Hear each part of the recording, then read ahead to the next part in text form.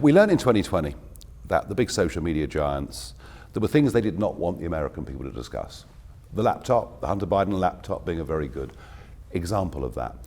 Your speech in Ohio the other day, talking in that state that's been associated with car making for over 100 years, and just flicking through American press particularly, Trump says there'll be a bloodbath if he doesn't win the election.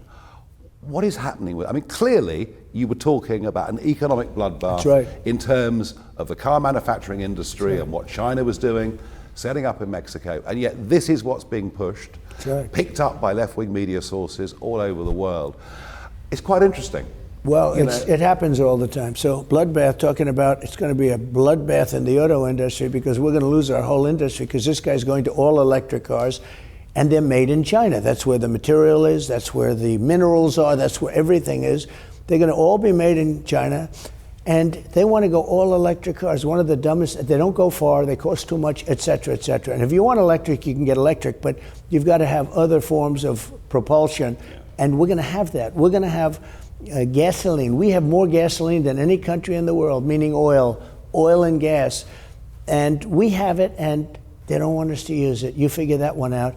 So the electric mandate's going to destroy the auto industry. And I said, it's going to be a bloodbath. It's going to be a terrible bloodbath for the auto industry.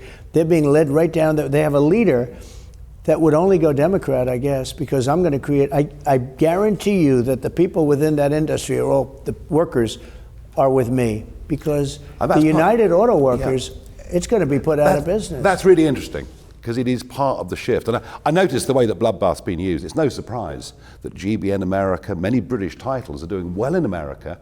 I get a feeling American people increasingly don't trust American media titles. Well, they don't trust, but you know, when you use the word bloodbath, I did a little Truth the other day. Truth is on fire. It's doing great.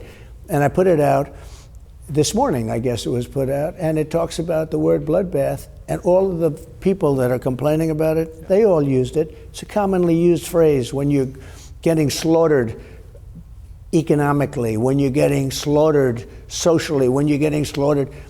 And they use it all the time. And we have many examples, and we put out all those examples. But that doesn't stop them.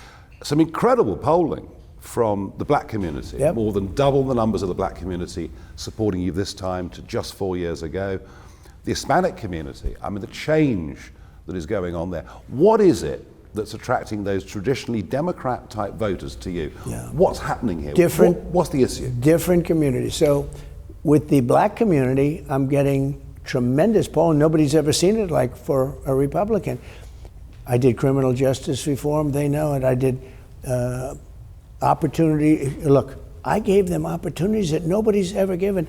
The opportunity zones and all of the other work that I've done with Tim Scott, a great senator from South Carolina, and a great guy, by the way. He ran, and I say he promotes me better than he promoted himself. He's unbelievable. He goes and he said, I don't like talking about myself. I said, that's actually a nice trait. Was that his audition to be the VP? Yeah, well, he's one of the many people that people talk about, and he's certainly a very capable guy, but he's been incredible. But we did opportunity zones.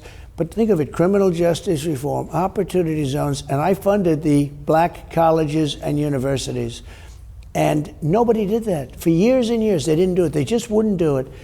And I did it. I got it funded for a long time. For 3 years, the heads of these universities, I'd have on average probably 45, 50 people come every year. I said, why do you keep coming? Why? They said, because one of them said to me, rough, he said, they make us like we're like the old days, like from 150 years ago. And you know it, he said, they make us feel like beggars. And I said, why? He said, they make us come back every year. I said, we're going to take care of you long term. And I took care of them long term. I said, the only bad thing, I got them a lot of money, got them more money than they asked for the colleges, and they perform a very important function, and they do a great job. And so I took care of them, Nigel, and I said, the only bad thing is I've gotten to like you guys, and I'll never see you again. I probably will never see them again, but they don't have to come to Washington every year.